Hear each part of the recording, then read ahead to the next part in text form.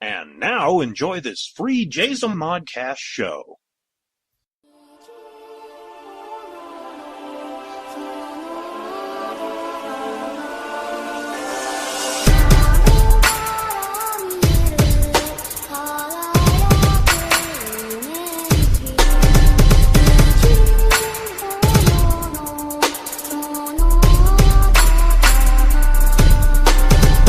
Welcome to My Public Life as an American Nerd. I am your host, David K. Montoya.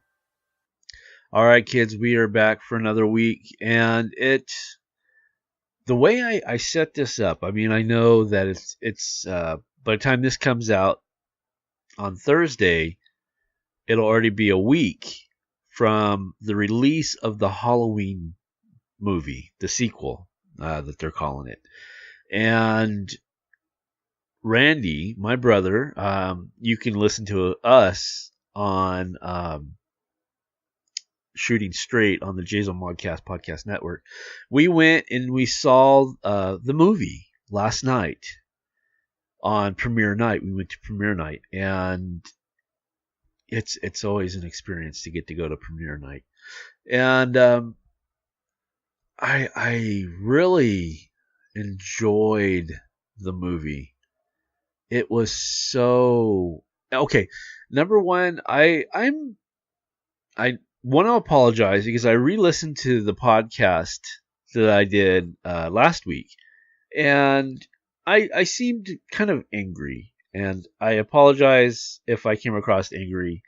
I guess I shouldn't podcast when I don't feel well because I'm whiny and grumpy, and that's what it came out to, and it just came across angry. So I apologize for that. So what I want to talk about, I got some other things to talk about, but I do want to talk about the Halloween movie, the remake, or not the remake, but the sequel.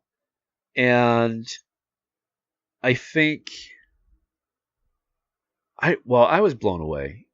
Because I had high expectations, but at the same time, I've learned that if I have high expectations, then I have a tendency to kind of be disappointed. But okay, let me say here at the 2-minute mark, well, actually 2 minute and some change, there's going to be spoilers in this. If you haven't seen it, don't listen to this part, just skip ahead, and because I'll talk about more stuff than just this. But right now I want to talk about the new Halloween movie. It was really, really good. I really enjoyed it. Okay, so we start out, and one of the first things that I noticed was the way that it started.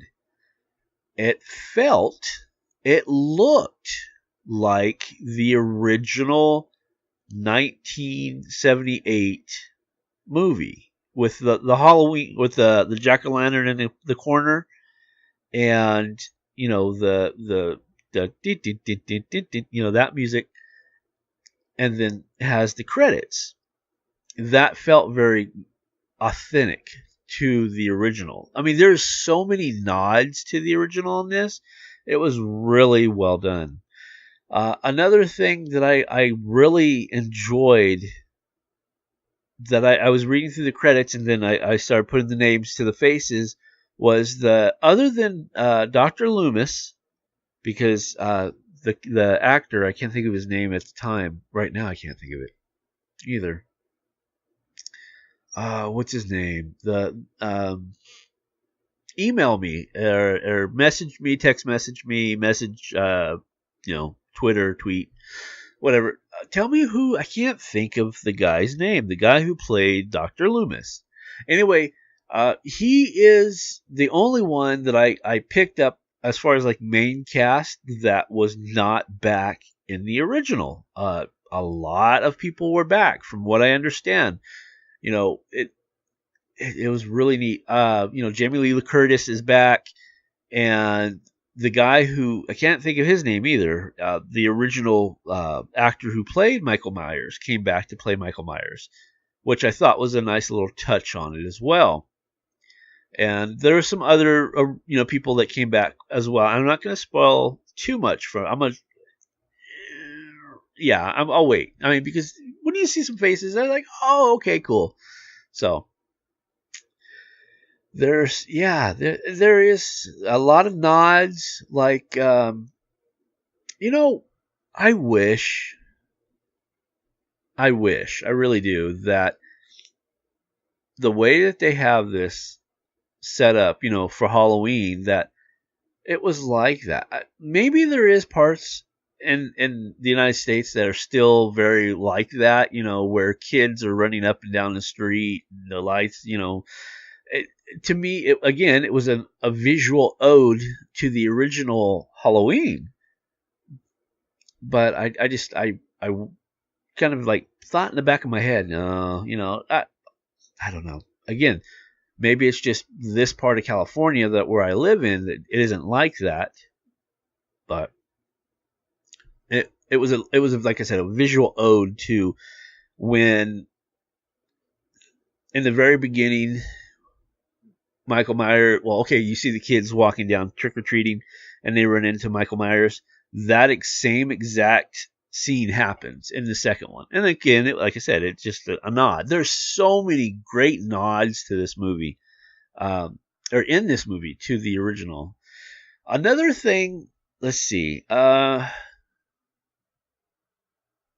Let's see. I'm trying to think of where I want to go as far as what I want to cover, because there's a lot of covering that I want to do. With Jamie Lee Curtis, let's go ahead and go there. Jamie Lee Curtis. No. We'll wait on Jamie Lee Curtis. Go back. When we re-see Michael Myers in the state facility that he's in, he's getting transferred, and he's under the care of this new doctor who has a very uncanny feel to him. Like he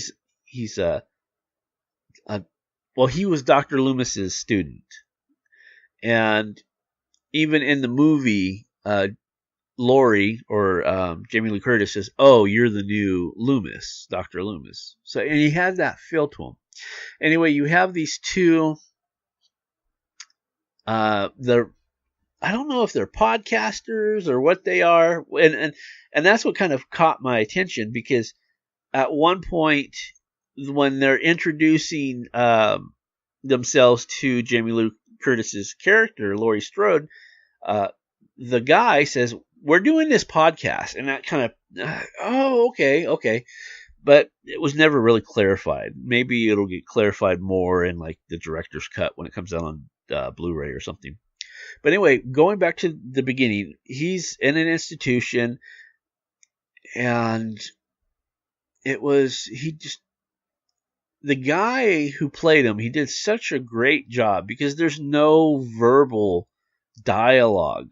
It's all body language, and they're trying to kind of gig him into some type of audio response, because they're recording him with a digital recorder, audio recorder.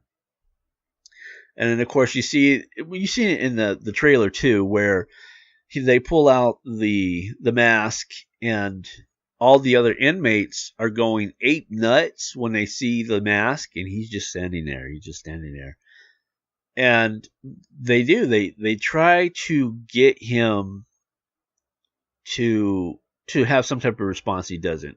And it was a very creepy, ominous type feel, because it was like the guy's like, you can feel the mask, right?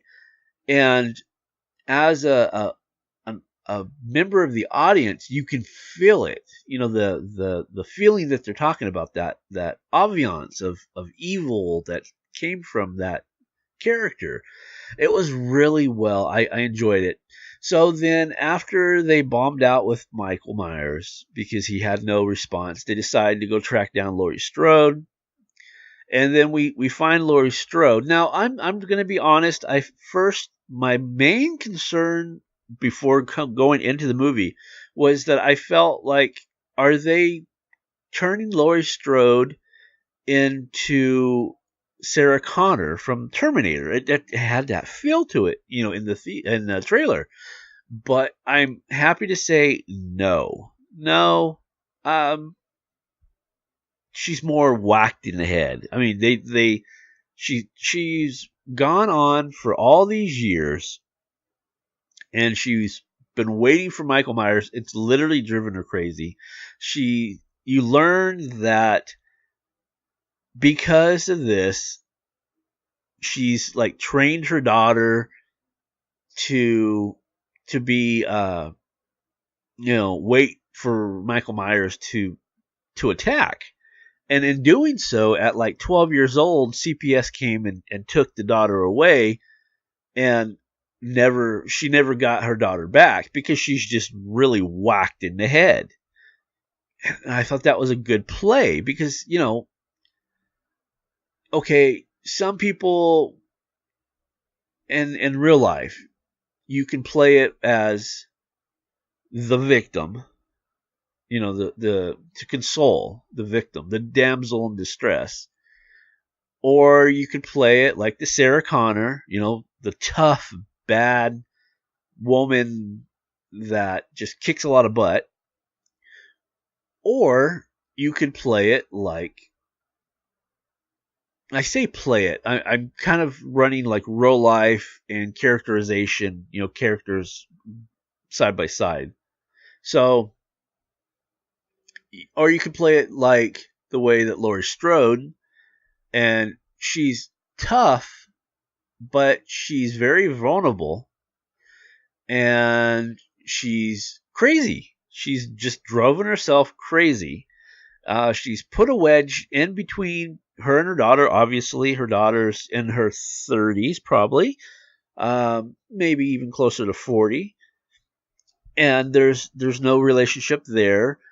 And then they bring in an interesting third member to the thing, and that would be the granddaughter. So Laurie Strode is a grandmother at this point, and you find out that she's been married and divorced 2 times because of how obsessed she is about Michael Myers. She's been divorced.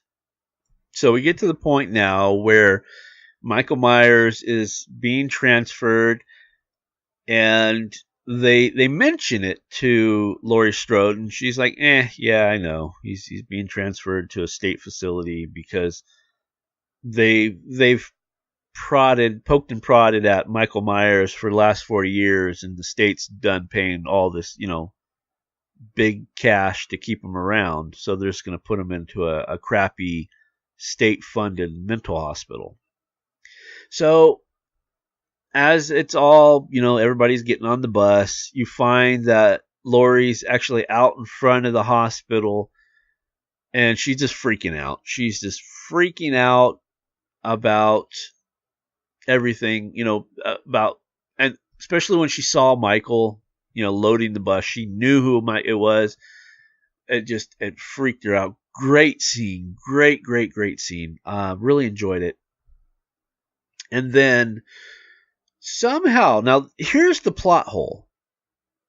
Somehow from there to there, the bus ends up in a ditch and everybody out. Now, I have a speculation, and the reason I speculate this is because of what happens later on in the movie, and that is that the doctor, who's so obsessed with Michael Myers, wants to see him out and about in public. He's seen him confined. He wants to see him out in the real world. So he decides to do something to the driver, and he causes this breakout of the bus. This is just speculation. It was never said who or what. And then for some reason, and I haven't quite figured it out, unless it's just the purpose of so Michael Myers can get behind the wheel and drive. But they introduced 2 characters, a father and son, and they're on their way to go hunting, and the father's kind of perturbed because the son really doesn't want to go hunting. He's more interested in dance practice. Dance is his thing. And it was a cute little moment, and I enjoyed it. But the only thing that bugged me, okay, they stopped and they hit the brakes, and they see that, all the inmates are roaming around, and that, something had happened. The father decided that he was going to get out and go check out what's going on. Told his son, don't leave, call 911. And the son did. He called 911, and then he goes after, because they're like, where's your dad? And they're like, he doesn't know. So he goes, he's got the hunting rifle. He goes, looks for his dad. He's looking around. I don't think they actually ever show him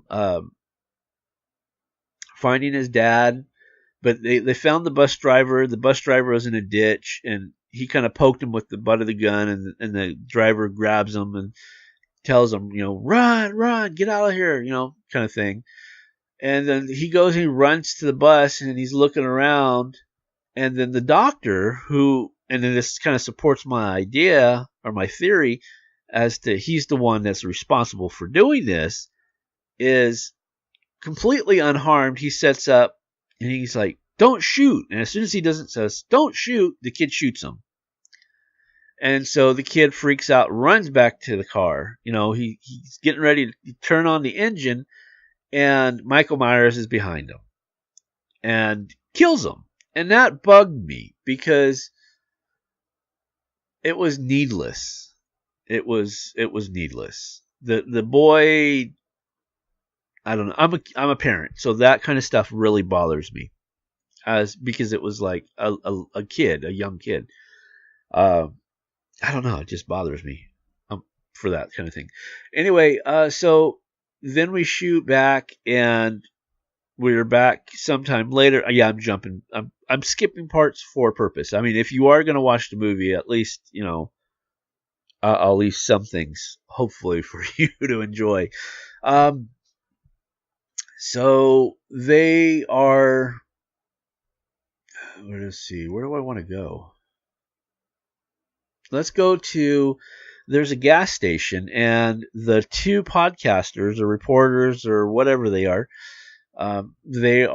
getting gas, and surprisingly, Michael Myers shows up. And the female podcaster or psychologist, I think I know they're psychologists, but I'm pretty sure they're podcasters. And she goes and she's using the restroom. She looks at the 3 stalls. The first 2 stalls are nasty. She finds one with toilet cover, and she's going to the bathroom there. And then you see Michael just from his feet, because he attacks one of the workers and puts on his jumpsuit and his boots, classic Michael Myers.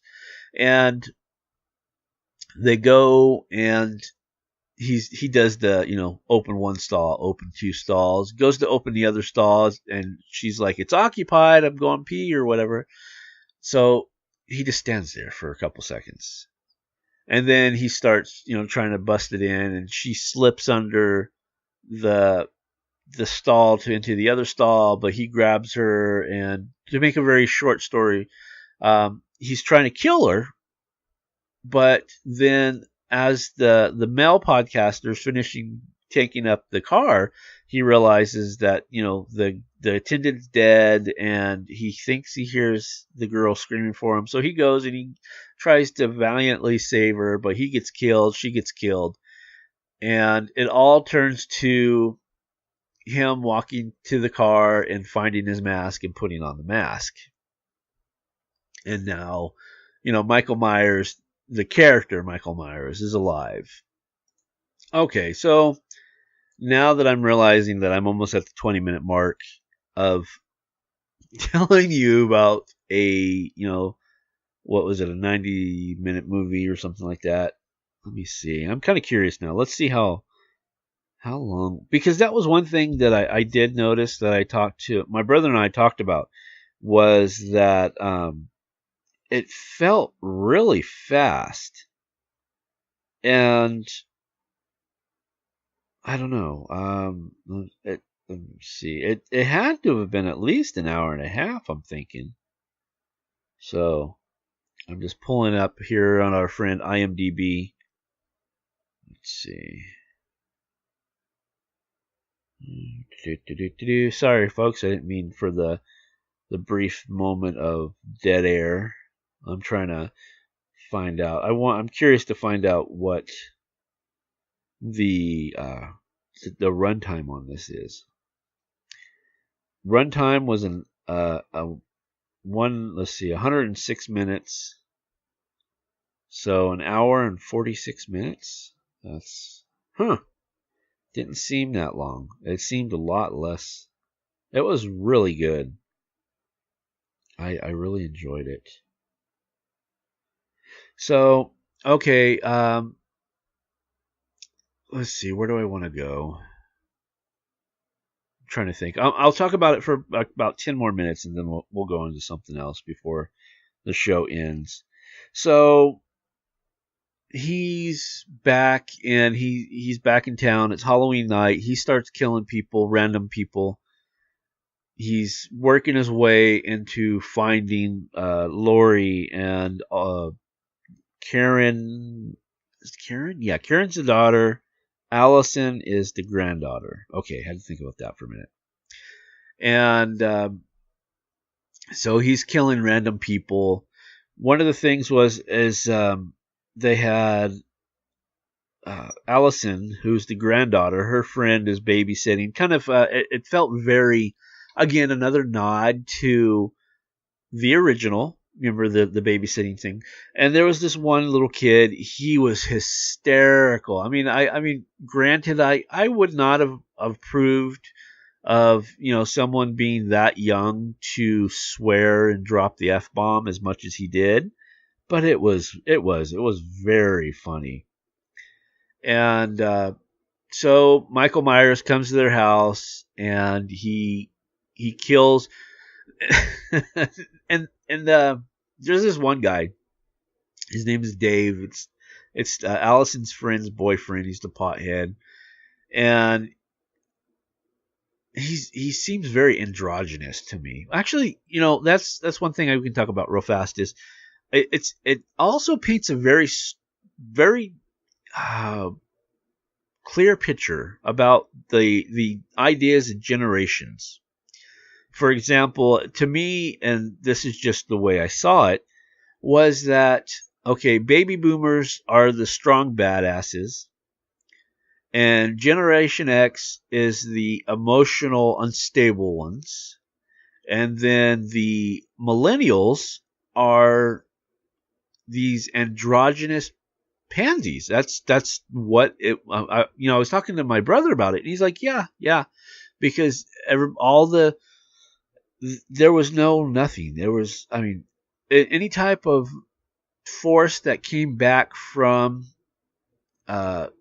offense to Michael Myers was neither. It was always somebody older. It was never a young generation. So that was very much said too. I apologize if you can hear the helicopters flying in our beautiful Southern California skies. So anyway, as I'm digressing here, anyway, he kills poor Dave, and I got a laugh from the theater. It just kind of slipped out. They killed Dave, and I was like, "Oh, poor Dave," and everybody kind of cracked up. But no one knew my name was Dave, so that was the more fun part to it. And then of course it killed the chick, and they never said what happened to the little boy. I hope he got away. He was hysterical. I'm pulling his name up. It's Jibril Nambatubu. He is very funny. He really is. He is. I'm trying to find out what his information is because I'm curious. Let's see. It just says that he was in Preacher in 2016, and that he was in this Halloween, and there's nothing really. There's no bio or anything on him. He's only been in a couple of movies, but I know he's young. He is very young. So anyway, uh, everything kind of boils down to Michael Myers going to Laurie Strode's house, and there's a big dukeroo, and there is just so many visual odes to the original during this process. And if you listen to the music and you watch it, you can kind of almost match it up where they're taking the inspiration of the scenes from. And one of the things that I didn't mention is one of the reasons why the state came and took away Karen was that she said the basement or the cage, or I believe it was the cage, and they went down, and it's kind of like you push a button and the island in the kitchen moves, and then there's staircases that go underneath, and there's like supplies for the water and guns and all this good stuff. And she said that was her childhood. That's all they ever did was just prepare. So anyway, they get there, they're down, they're hiding, and the Laurie Strode goes off. She's trying to fight Michael Myers. She gets thrown out a window onto the ground, but she disappears for a minute. So he goes back in. He's trying to figure out how to get to Karen and Allison, who's down in the basement. So there's a struggle, and he gets the island off, and he's able to walk down. And this is a great part. This is a great part of the movie. I really enjoyed it. It was, Karen, the daughter, is like, help me, Mom. I need you. I can't do it. Blah, blah, blah. It makes her look weak. And then once Michael Myers steps down into the steps and there's a clear view of Michael Myers, you realize that it was all an act. And she starts unloading on him. And as she unloads, and I say unload, literally like a gun unloading. And they run up, and of course the Michael Myers grabs Allison's leg as they're trying to go, and they're kicking and they're doing all this stuff, and they finally get free. And then she's like, "This wasn't what you think. It was a trap." And all of a sudden these bars come across the hole, and you realize that Michael Myers is now caged. And you see gas starting to vaporize out in these heating bars. And then within mere moments, everything starts lighting on fire. And then you realize the whole thing was a trap to get Michael Myers down there so they could burn him alive. And that's what happens. So they take off. He is burned alive in the cage, or whatever they called it. And you see him walking off. They get somebody. Oh, one thing I forgot to mention is that there's so many she's in this movie. There's Allison. Allison took a knife, a classic Michael Myers knife, and was just stabbing the crap out of him. Okay, there's that scene while she's trying to get free. Okay, I forgot to add that part. So anyway, the house is on fire. Michael Myers has been burned alive. They flag down the first person that drives down the road. They let him ride in the back of the truck, and they're driving away. And you see Karen's leaning on her mom. They're like, thank God it's over. And then they kind of shift the camera a little bit towards Allison, who looks freaked out. And then the camera pans down, and she's still holding. She's not just holding; she's like gripping the knife. And then it goes out, and you're like, oh, okay. So that set it up for a sequel, which I'm totally down for. And then as everybody started leaving the theater, I always do my thing is, I check to see if there's an after or a post credit scene. And it said, yeah, there kind of was. So I hung around. And as the end of the movie goes, or not the end of the movie, but the end of the credits run, then you find out that, well, simply you just hear Michael Myers breathing in the mask, and that's how it ends. So Michael Myers is alive, and that's it. I mean, that's the whole thing in a nutshell. It was really fun. I really enjoyed it. It was I might actually, if I can, I might see it again. It's that good. It really is. There's so much into it that I have to give more thought because there's more details that I need to unravel in my head before I can put it out onto the podcast.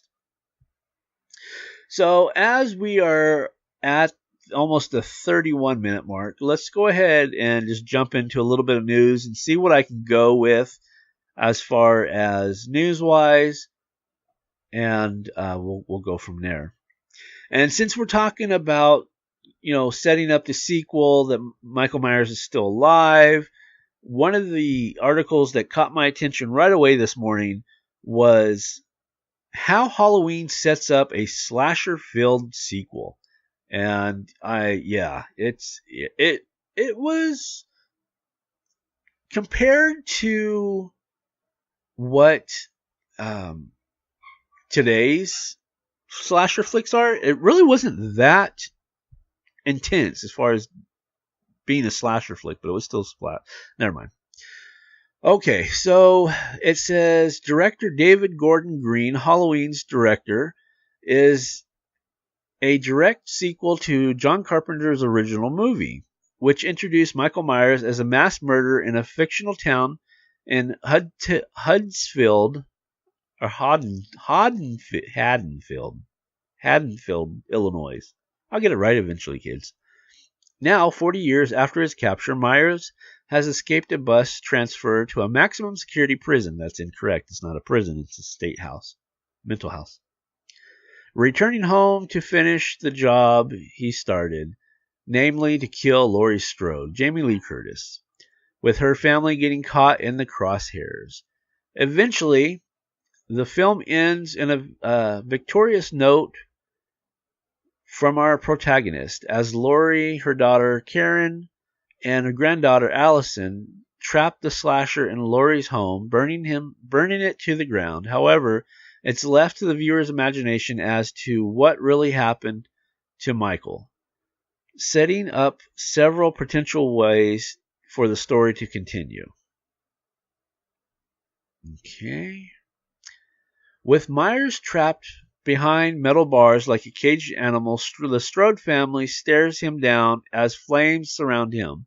But we never really see the villain being incinerated in the finale.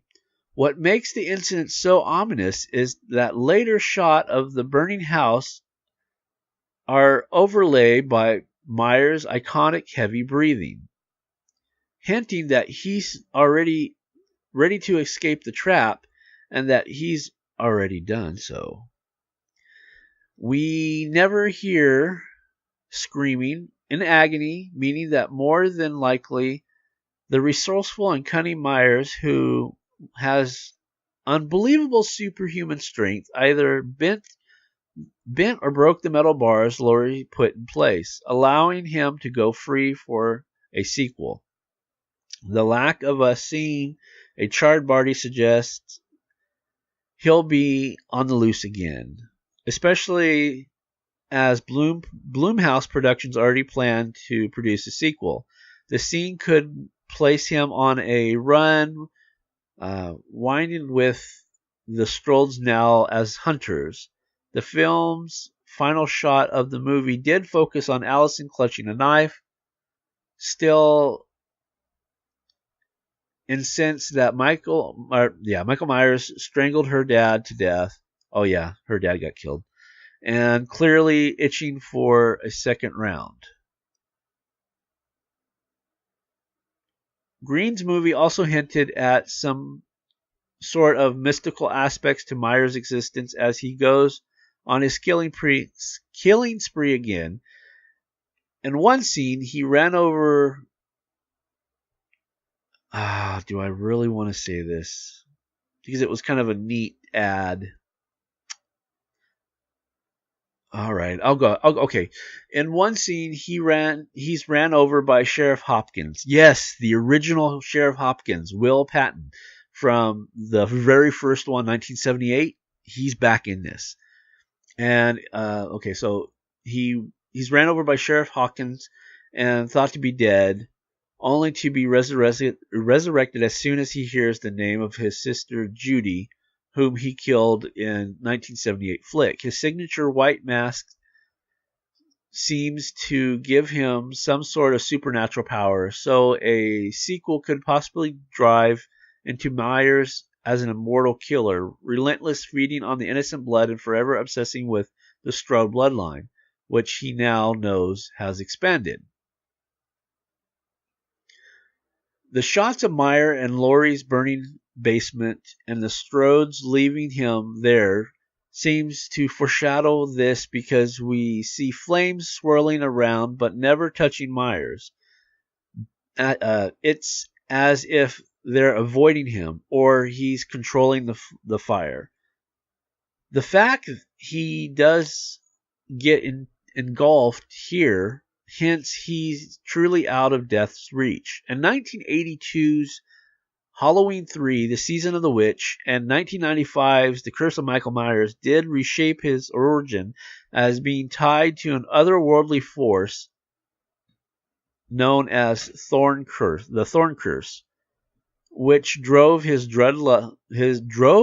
lust for blood, so the potential for the franchise to revisit a similar supernatural path down the line. And of course, the movie is now in theaters, and it is such a good movie. It is. I can't stress that enough. It's worth every bit of the money of the ticket. I really enjoyed it. I was hoping it to be in 3D, but I found out that it wasn't in 3D. That was, I know some people can take 3D or leave it, but I enjoyed 3D. It's always, I don't know, for me, 3D is always fun.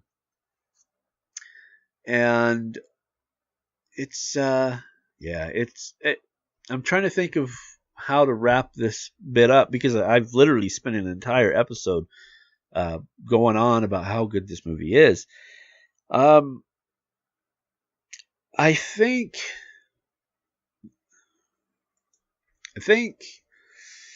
okay, wait. So let me go back to the sequel. I kind of got sidetracked there. I digress. Okay, so with this sequel, my brother and I were talking about this last night, and which makes perfect sense. Now, so Laurie Strode, obviously, I don't know. They didn't specify if she's the one who actually built the entire place by herself, or she contracted someone, right? So if you build something, it's your design, you always have a contingency plan. So say if, for example, you get stuck down there, right? By accident, by some type of malfunction, you should have a contingency plan to be able to get out of that, the pit, the dungeon, the cell, whatever, so you don't get burned alive.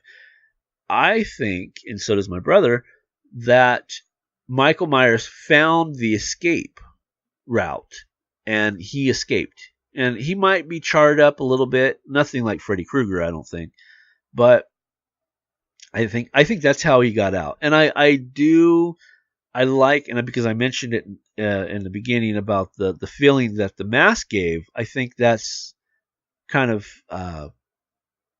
the concept that would be appropriate for that. Giving him supernatural powers. Yeah, I think, yeah, I totally could see that. That would be cool. So, yeah, make him supernatural. I always enjoy the supernatural killer above anything else, particularly, just because that way you have more room to play with things. And it just I don't know. I really liked it. We were laughing because I write a story for the World of Myth called Through the Eyes of Madness, and in doing so, I've been studying the mind of the serial killer, and I was telling them about different things and different motivations and how different things work together, and I guess I was employing those thoughts while I was watching the movie, because there's another thing that I left out, which I'll go ahead and cover since we're coming here to the end. We got like 4 minutes left, 5 minutes left. Is so the doctor, not Dr. Loomis, the new guy. I can't think of his name. Let's see if I can pull this up real fast before my time runs out here, kids. Okay, let's see. Dr. Sartain? I think that's him. Anyway, he is obsessed with Michael Myers and Laurie Strode, their connection, and almost to a perverse level. It was almost like when he talked about the relationship between the killer and the victim, it was very erotic. The terminology that he used, his body language, the tone in his voice, the tempo. So he was like into it, like almost turned on. It was really weird. It really was. And so he ends up killing someone. I'll leave that to who he kills. To be a surprise. If that's the only surprise I leave you, huh? He kills somebody. And then he's like, oh, okay, that's what it feels like, because he was talking about earlier about the feel that you get from killing somebody. And again, he's perversed the idea of homicide. Okay, now I was explaining this now because afterwards he puts on the mask and he pulls Michael Myers, because he's thought Michael Myers is dead. And he puts on the mask, and that was really weird. Again, it was almost like the mask might have been calling to him too, but he was just too weird to not pull. I don't know. It was really weird. Anyway, as a criminal usually is one direction. They're a thief, they're a murderer, they're a rapist. Very rarely do they cross motivation. They do things to how do I say this? Okay, for example, and this is the example I used for my brother, is that you have a robber and he goes in and he kills somebody. But the reason why he kills somebody is because he's put into that situation because he wants to escape. It wasn't that he came in thinking that he was going to kill somebody like a murderer would do. So very rarely do it's a domino effect of how these things work. And the premise of the way that the doctor killed the character, that was really weird. And I'm digressing, and I apologize. But yeah, you guys, when you see it, tell me, and we'll discuss it. I'll because I just realized we're literally like right at the cusp of wrapping this thing up.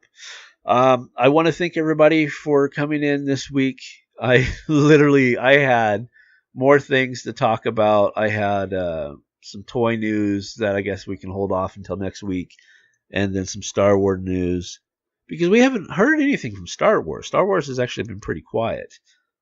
So I went out and I found some stuff to talk about, but I ended up spending the entire episode going on about how great this movie was, and it really was. And I suggest it to everybody. And like I said, maybe I'll get a chance to watch it because it might be even better in 3D. I don't know. I'm a fan of 3D.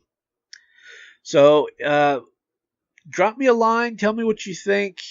If you agree, disagree, you can always contact me at my let's see, what is it? My Public Life at jayzomon, JAYZOMON.com.